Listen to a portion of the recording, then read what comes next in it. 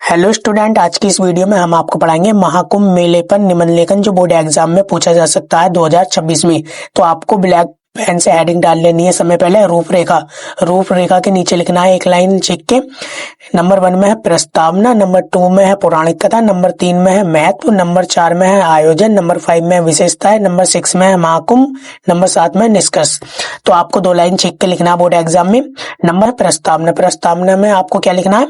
महाकुंभ मेला एक ऐसा अद्भुत धार्मिक आयोजन है, यानी जो महाकुंभ मेला है वो एक ऐसा अद्भुत धार्मिक आयोजन है जो भारत की सांस्कृतिक धरोहर का प्रतीक है। यानी कि जो महाकुंभ मेला है वो भारत की सांस्कृतिक धरोहर का प्रतीक है। यह विश्व का सबसे बड़ा धार्मिक मेला है। यानी कि जो महाकुंभ मेला है वो विश्व का सबसे बड़ा धार्मिक मेला है। ठीक है स्टूडेंट, यहाँ क्लियर? जो हर साल 12 वर्ष के अंतराल में 4 पवित्र स्थानों पर आयोजित किया जाता है। यानी कि जो महाकुंभ मेला है वो 12 साल में हर 4 पवित्र स्थान पर आयोजित किया जाता है। नंबर 1 है प्रयागराज यानी इलाहाबाद, नंबर 2 है हरिद्वार, नंबर 3 है उज्जैन, नंबर 4 है नासिक। यानी कि जो महाकुंभ मेला लगता है वो 4 स्थानों पर लगता है। कौन कौन से पे? प्रयागराज यानी इलाहाबाद, हरिद्वार, उज्जैन और नासिक में मेला लगता है। ठीक है स्टूडेंट, 2025 में महाकुंभ मेला प्रयागराज में आयोजित किया गया है। यानी जो 2025 में महाकुंभ लगा था वो महाकुंभ प्रयागराज यानी इलाहाबाद में आयोजित किया गया था। ठीक है स्टूडेंट, यहाँ क्लियर? नंबर 2 हेडिंग डालनी है आपको पौराणिक कथा। महाकुंभ की पौराणिक कथा समुद्र मंथन से जुड़ी है। यानी कि जो पौराणिक कथा है महाकुंभ की वो किससे जुड़ी है? समुद्र मंथन से जुड़ी है। देवता और असुरों के बीच अमृत कलश के लिए हुए युद्ध के दौरान अमृत की कुछ बूंदें इन 4 स्थानों पर गिरी थी।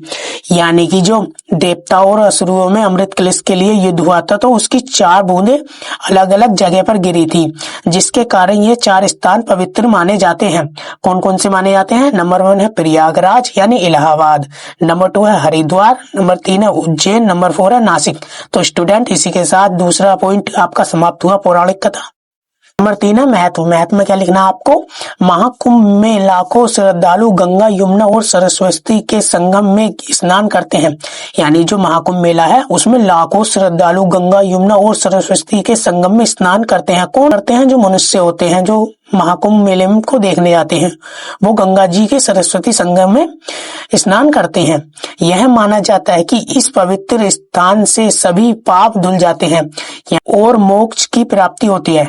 यानी कि जो महाकुंभ मेले में स्नान करता है उसे स्वर्ग की प्राप्ति होती है। महाकुंभ न केवल एक धार्मिक आयोजन है, यानी कि जो महाकुंभ है वो केवल एक धार्मिक आयोजन नहीं है बल्कि यह भारतीय संस्कृति और एकता का प्रतीक है। ठीक है स्टूडेंट, यहाँ क्लियर? आपको तीसरे पॉइंट में यही लिखना है महत्व में। ठीक है स्टूडेंट, अब चौथा पॉइंट है आयोजन। यह मेला ज्योतिषीय की गणनाओं के आधार पर आयोजित किया जाता है। यानी कि जो महाकुंभ मेला है वो ज्योतिषीय की गणनाओं पर आधारित आयोजित किया जाता है। जब चंद्रमा, सूर्य और बृहस्पति की स्थिति विशेष रूप से अनुकूल होती है तब कुंभ मेले का आयोजन विशाल स्तर पर होता है। यानी कि जब चंद्रमा और सूर्य और बृहस्पति की स्थिति विशेष रूप से अनुकूल होती है तब कुंभ मेले का आयोजन होता है। ठीक है स्टूडेंट, यहाँ क्लियर? इसमें स्नान के लिए विशेष घाट बनाए जाते हैं। यानी कि जो लोग स्नान करते हैं उनके लिए अलग घाट बनाए जाते हैं विशेष। वहां पर साधु संत अपने शिविरी लगाते हैं। यानी कि जो वहां पर साधु संत होते हैं वो अपने लिए शिविरी लगाते हैं और प्रवचन देते हैं। यानी कि वो प्रवचन भी देते हैं। ठीक है स्टूडेंट, क्लियर?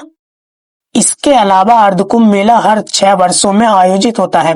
यानी जो अर्धकुंभ मेला होता है वो हर 6 वर्षों में आयोजित होता है। कुंभ का आयोजन हर 12 वर्षों में किया जाता है।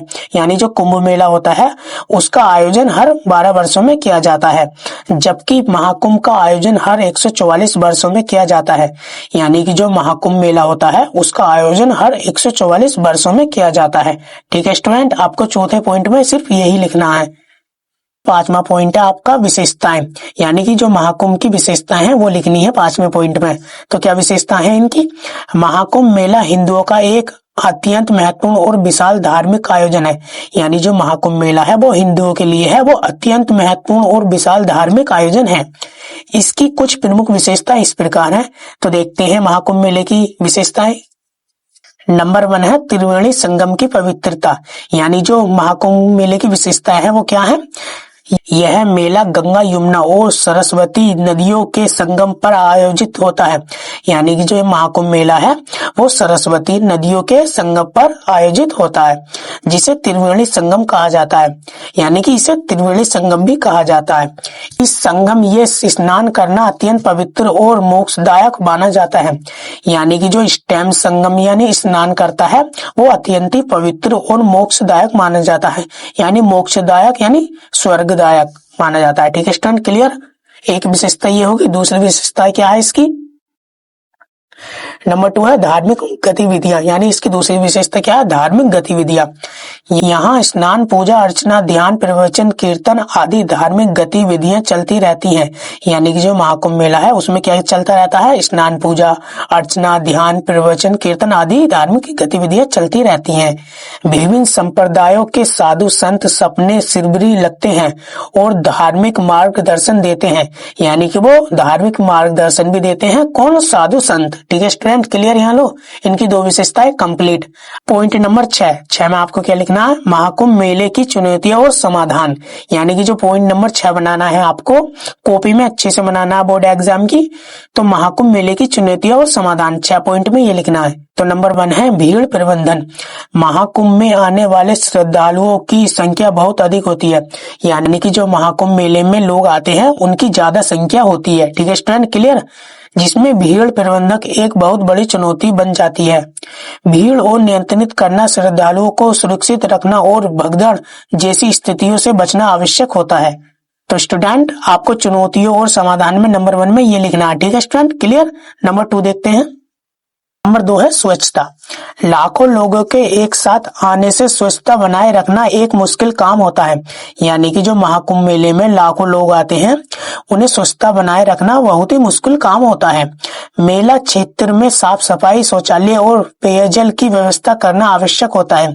यानी कि जो महाकुंभ मेला है उसमें साफ सफाई और शौचालय की व्यवस्था करना जरूरी होती है। ठीक है स्टूडेंट, क्लियर। दूसरा, महाकुंभ में आने वाले श्रद्धालुओं के लिए आवास की व्यवस्था करना भी एक महत्वपूर्ण मुद्दा है। धर्मशालाओं, होटलों और टेंटों की व्यवस्था करना भी आवश्यक होता है। यानी कि जो आवास पॉइंट है उसमें महाकुंभ के लिए व्यवस्था, टेंटों की आवश्यकता बहुत ही आवश्यक है। ठीक है स्टूडेंट, तीसरा पॉइंट क्लियर। अब देखते हैं लास्ट पॉइंट, निष्कर्ष। पॉइंट 7 में लिखना है निष्कर्ष। निष्कर्ष में आपको लिखना है जो आपने सब लिख लिया। ठीक है स्टूडेंट, महाकुंभ मेला न केवल धार्मिक दृष्टि से महत्वपूर्ण है।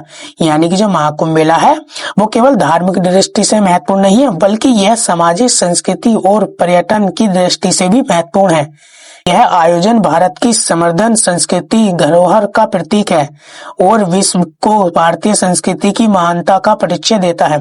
यानी कि ये महाकुंभ विश्व की भारतीय संस्कृति को महानता का परिचय देता है। अगर स्टूडेंट आपको वीडियो अच्छी लगी तो एक लाइक करें, चैनल को सब्सक्राइब करें और बेल आइकन को ऑन करें ताकि वीडियो की नोटिफिकेशन सबसे पहले आपके पास पहुंच सके। तब तक के लिए जय हिंद, जय भारत।